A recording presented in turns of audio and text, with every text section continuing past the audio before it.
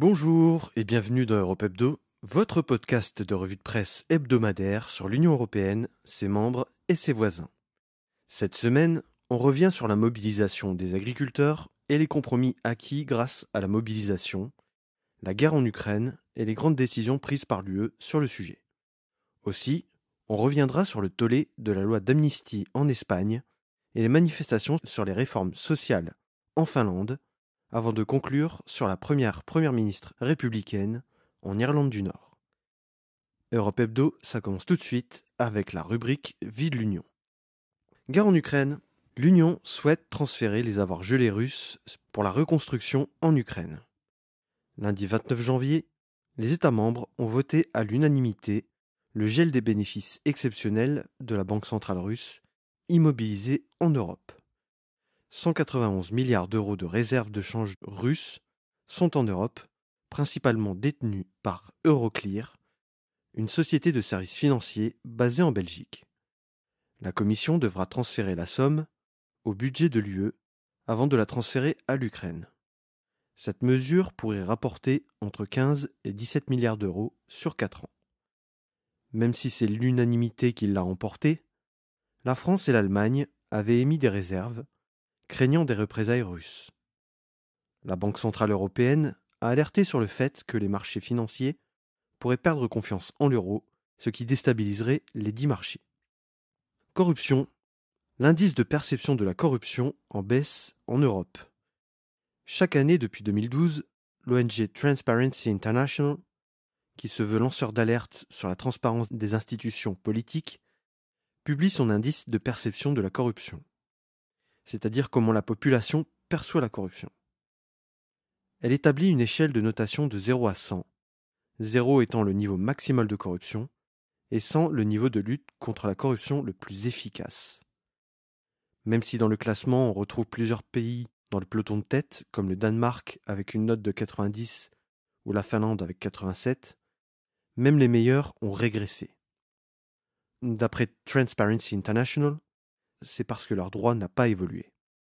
L'ONG pointe du doigt le manque d'efforts dans la lutte contre la corruption des entreprises nationales à l'étranger. Elle prend notamment le cas des Pays-Bas, qui a obtenu une note de 79, mais qui n'a pas poursuivi son leader dans l'industrie pétrolière Shell, dont la corruption au Nigeria est avérée.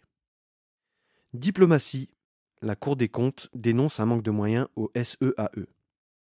Le Service européen d'action extérieure, c'est le service diplomatique de l'Union européenne, l'équivalent européen du ministère des Affaires étrangères, sous le patronage de Josep Borrell, le haut représentant aux affaires étrangères. Et comme à son habitude, la Cour européenne des comptes fait son audit des services, et autant dire que le résultat n'est pas très réjouissant. Le rapport publié tient compte des audits réalisés entre septembre 2021 et mars 2023. L'enquête, menée auprès des ambassadeurs de l'Union, révèle qu'ils se sentent peu soutenus au niveau des ressources humaines, pointant du doigt particulièrement le manque de personnel dans les sections politiques. Trop de travail pour trop peu de bras. La Cour des comptes souligne le déséquilibre de personnel. Seulement 30% des effectifs du SEAE sont envoyés sur le terrain. Les ambassadeurs se plaignent d'ailleurs du manque de retour du service central sur les rapports envoyés, mais aussi sur la mobilisation de leur expertise de terrain. Un manque d'implication du SEAE qui semble les démotiver. Certains ambassadeurs n'ont même pas reçu de lettre de mission pour leur mandat. Le SEAE semble totalement déconnecté des réalités de terrain. Mais le plus inquiétant, dans le rapport de la Cour européenne des comptes, c'est qu'un peu moins de la moitié des 145 délégations ne disposaient pas d'outils informatiques sécurisés pour partager des documents sensibles. International. L'Union souhaite la mise en place d'une mission navale en mer Rouge. On continue avec la diplomatie de l'Union qui veut mettre en place une mission navale en mer Rouge pour protéger les navires de marchandises européens. La mer Rouge est sous haute tension depuis que les rebelles Houthis du Yémen attaquent tous les navires occidentaux qui soutiennent Israël. Le haut représentant Josep Borrell espère la mise en place opérationnelle de la mission le 17 février. Le but de la mission sera seulement de protéger les navires, d'intercepter les frappes destinées aux navires commerciaux, mais elle ne participera à aucune frappe. 7 États membres sont prêts à fournir des navires ou des avions. La Belgique a déjà promis une frégate. Les ministres de la Défense doivent décider quel pays va coordonner la mission européenne. La France, la Grèce et l'Italie se sont portées candidates. Ils devront aussi décider de l'emplacement de la base de la mission. International encore, Emmanuel Macron siffle la fin des négociations avec le Mercosur. Le président français a fait de la défense des clauses miroirs une question de viabilité de l'accord avec le Mercosur, encore plus depuis les manifestations des agriculteurs qui se sont organisées partout en France. Les négociations, engagées depuis les années 1990, n'en finissent pas. Alors que tout le monde pensait que l'accord serait conclu en 2019, Jair Bolsonaro, alors président du Brésil, a interrompu le processus de signature. L'élection de Lula, en 2022, a relancé le processus. L'accord était prêt en juillet 2023, mais la France s'y oppose car l'accord ne contient pas de clause miroir, c'est-à-dire une réciprocité sur les normes environnementales et sociales. Lula avait qualifié cette condition de colonialisme. Les 4 pays du Mercosur, le Brésil, l'Argentine, le Paraguay et l'Uruguay, ne veulent pas du tout de l'intégration de clauses miroirs. Valdis Dombrovskis, commissaire européen en charge du commerce et vice-président de la Commission européenne, devait initialement se rendre au Brésil, mais la position des 27 a de nouveau paralysé le processus. Est-ce que l'accord de libre-échange avec le Mercosur verra-t-il le jour un jour ? Rien n'est moins sûr pour le moment. Agriculture, blocage du quartier européen et concession de l'Union. Des centaines de tracteurs et de camions, des milliers de manifestants belges, français, allemands, espagnols, portugais ou encore italiens ont convergé vers le quartier européen de Bruxelles. Les manifestants profitaient de la présence des 27 chefs d'État et de gouvernement pour se rendre dans la capitale de l'Union européenne. Les 27 devaient aborder initialement l'aide européenne à l'Ukraine, mais l'actualité autour de l'agriculture étant brûlante, plusieurs d'entre eux ont manifesté le besoin de discuter du sujet agricole. Le rond-point Schuman, qui donne directement sur les bâtiments de la Commission européenne et du Conseil de l'UE, a été investi par les manifestants.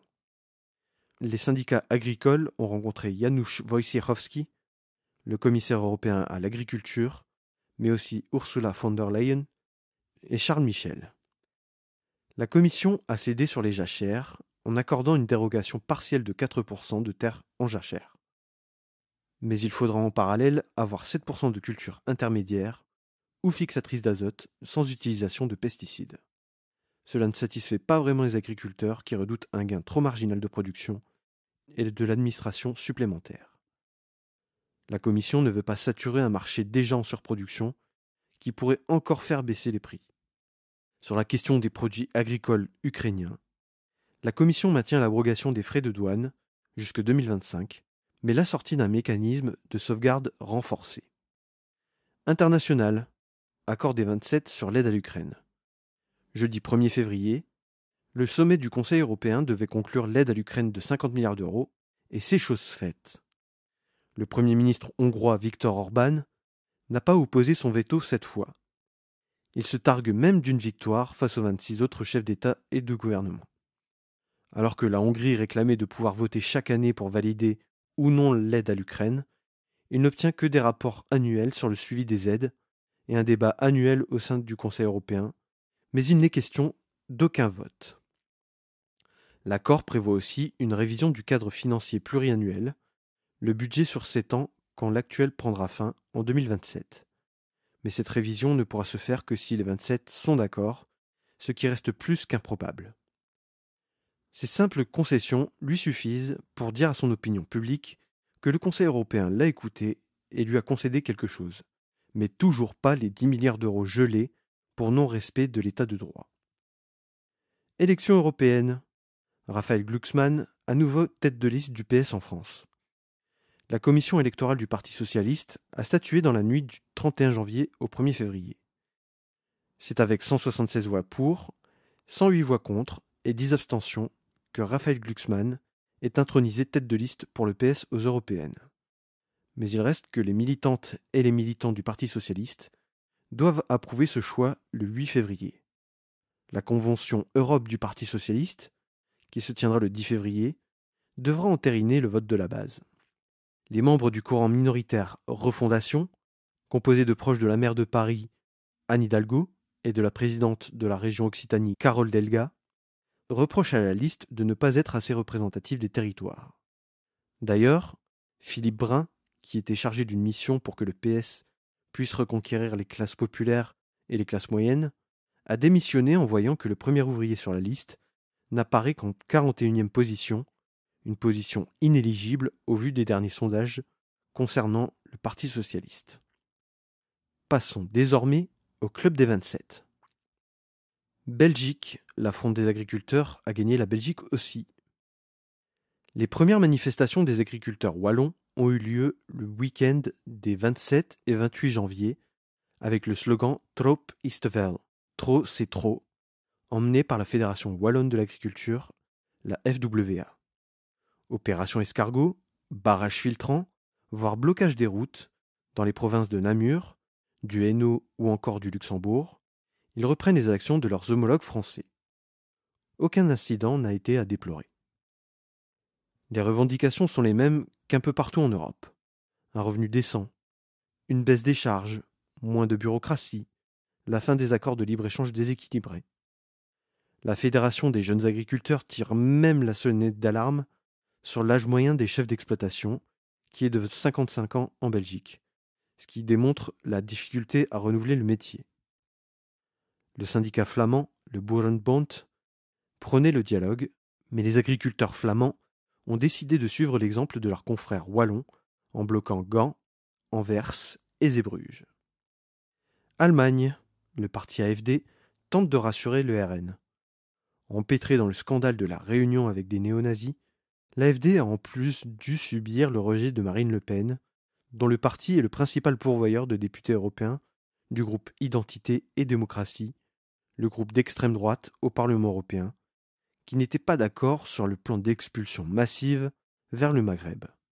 Seulement, avec les sondages qui créditent l'AfD de 20% des intentions de vote en Allemagne, difficile de croire que le Rassemblement national peut se passer d'un allié de ce poids. L'AfD cherche donc à rectifier le tir lors d'entretiens avec le RN pour clarifier ce qu'ils appellent un malentendu.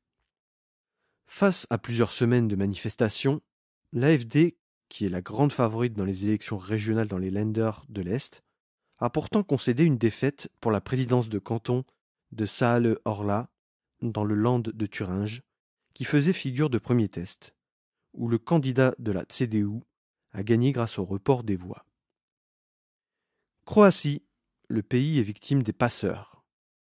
Sur la route des Balkans, la Croatie fait figure de première porte de l'Europe centrale avec la Hongrie après un passage dans les Balkans occidentaux. Un lieu idéal pour ceux qui veulent exercer l'activité de passeur. Seulement, le système judiciaire croate croule sous les affaires pénales liées au trafic d'êtres humains. Cela représente 12 000 personnes et 15% des procédures en 2022. 650 personnes issues de plus de 50 pays, soupçonnées ou condamnées pour trafic d'êtres humains, sont actuellement détenues dans les geôles croates. Sur les 10 premiers mois de 2023, 60 000 migrants ont demandé l'asile à la Croatie. C'est 5 fois plus qu'en 2022, et la très grande majorité poursuit sa route après avoir déposé sa demande. La Slovénie voisine réagit en rétablissant des contrôles à la frontière. L'Italie, la Croatie et la Slovénie se sont réunis pour coordonner leurs efforts. Un sommet G7 Afrique peu concluant. Dans le cadre de sa présidence tournante du G7, l'Italie ambitionne de relancer les relations avec l'Afrique. Pour ça, Giorgia Meloni a convié 25 chefs d'État et de gouvernement africains à Rome pour un sommet Italie-Afrique avec comme invités Charles Michel, Roberta Metsola et Ursula von der Leyen. L'Italie propose le plan Mattei, nom de l'ancien président fondateur du fournisseur de gaz italien Eni, qui aura pour objectif de planifier des priorités d'intervention à moyen et long terme sur l'éducation, la formation, la santé et l'agriculture, l'eau et l'énergie.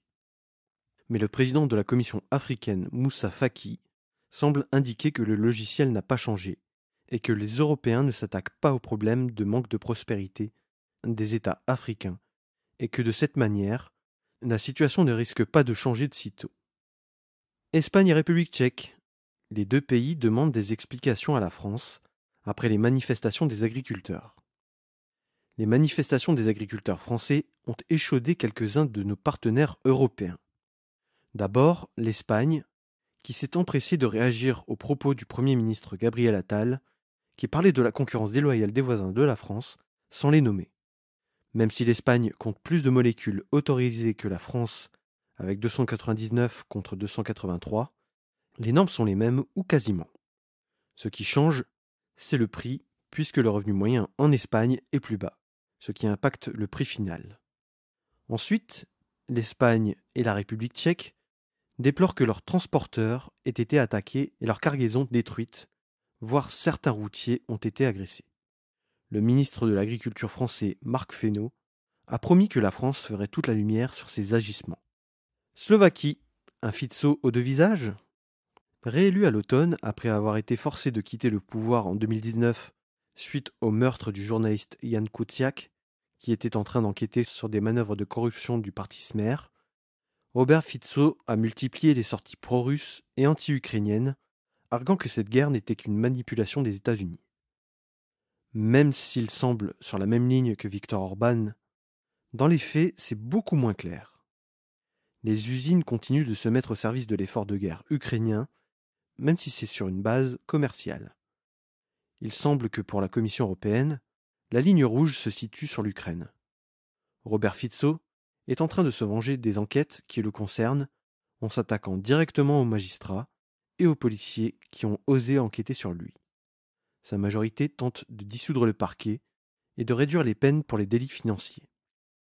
Alors que son voisin hongrois est sous le coup du gel du plan de relance pour non-respect de l'état de droit, la Commission joue l'équilibrisme pour ne pas perdre un soutien sur le sujet ukrainien. Espagne, les indépendantistes catalans rejettent la loi d'amnistie. Coup de tonnerre pour Pedro Sánchez. Le président du Conseil des ministres espagnol a subi un camouflet de la part de ceux pour qui il a proposé une loi d'amnistie. Les députés de Junts per Catalunya, Ensemble pour la Catalogne, qui ne sont que 7, détiennent les clés du gouvernement et ils jouent au maximum de ce pouvoir. La loi d'amnistie, négociée dans le contrat de gouvernement, est pour eux l'élément central de leur soutien au gouvernement. Ils ont considéré que la loi d'amnistie n'était pas complète et n'apportait pas les garanties suffisantes pour disculper totalement les indépendantistes ayant intenté des actions, et notamment leur président Carles Puigdemont. Ils veulent s'assurer aussi que le Partido Popular d'Alberto Núñez Feijóo, s'il revient au pouvoir, ne puisse pas revenir sur une telle mesure, ce qui semblait loin d'être garanti pour eux. Le texte retournera donc en commission parlementaire pour l'amender. Finlande, la fin du modèle social finlandais ? Les 1er et 2 février, c'est plus de 300 000 salariés du public et du privé qui ont cessé le travail. La raison ? Le gouvernement de droite et d'extrême droite veut imposer une cure d'austérité au pays, considérant que l'économie finlandaise n'arrive pas à progresser. La croissance est absente et le pays ne crée pas d'emplois. Le plan du gouvernement est de limiter le droit de grève en les limitant dans le temps et en sanctionnant les mouvements sociaux jugés illégaux, en laissant plus de liberté pour les employeurs concernant les embauches et les licenciements, en incluant un jour de carence en cas d'arrêt maladie. Tous les droits et les aides seront revus à la baisse et l'aide à la formation des adultes sera supprimée. Mais ce qui a mis le feu aux poudres, c'est la probable fin des concertations de branches, qui est historiquement ancrée dans l'histoire sociale du pays. La dette de la Finlande s'élève à 73% du PIB, et lors de l'accord de gouvernement, les partis de la coalition se sont entendus sur un plan d'économie de 6 milliards d'euros d'ici à 2027. Passons enfin à la rubrique Nos chers voisins. Irlande du Nord, fin de la paralysie et une première ministre pour l'histoire. 2 ans. Cela faisait 2 ans que le Democratic Unionist Party, le parti unioniste démocrate, fervent défenseur de l'appartenance de l'Irlande du Nord au Royaume-Uni, ne voulait plus participer à l'Assemblée régionale nord-irlandaise. Pourquoi ? Parce que l'accord du Brexit négocié par Boris Johnson, plaçait une frontière maritime en mer d'Irlande, ce qui constituait une atteinte à leur identité. Seulement, le statut négocié par Tony Blair, avec l'accord du Vendredi Saint, oblige unionistes et républicains à cohabiter et co-gérer l'Irlande du Nord. Le Premier ministre britannique Rishi Sunak avait obtenu de la Commission européenne un allègement des contrôles des produits britanniques à destination de l'Irlande du Nord avec le Windsor Framework. Mais il y a aussi une autre raison. Pour la première fois depuis que l'Irlande du Nord existe, c'est-à-dire depuis un peu plus d'un siècle, en 1921, c'est la première fois que le Sinn Féin, parti nationaliste irlandais, branche politique de l'Irish Republican Army, l'IRA, a gagné les élections régionales de mai 2022. Dans la nuit du 29 au 30 janvier, Jeffrey Donaldson est parvenu à convaincre ses membres de retourner à Stormont, l'Assemblée régionale, et d'accepter les termes d'un accord avec les Britanniques. Et c'est ainsi que Michelle O'Neill est devenue, le samedi 3 février, Premier ministre de l'Irlande du Nord. Même si son parti est historiquement lié à la réunification avec la République d'Irlande, il n'en est pas moins qu'elle est consciente de l'ampleur de la tâche. Après 2 ans de vacances du pouvoir, elle doit rassurer les unionistes. Elle l'a bien compris, et sa première déclaration va dans le sens de la main tendue aux unionistes, en souhaitant une identité nord-irlandaise, autant irlandaise que britannique.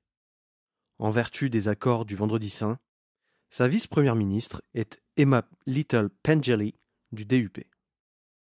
Pour finir cet épisode du podcast, je souhaitais rendre hommage aux 2 humanitaires français tués par une attaque de drone en Ukraine, à Berislav, dans la région de Kherson, le jeudi 1er février. Ils étaient tous les 2 volontaires pour l'association Entraide protestante suisse, l'EPER. Voilà, c'est tout pour cette semaine. Merci d'avoir écouté Europe Hebdo. On se retrouve la semaine prochaine pour débriefer de la 6e semaine de 2024. À bientôt sur Europe Hebdo.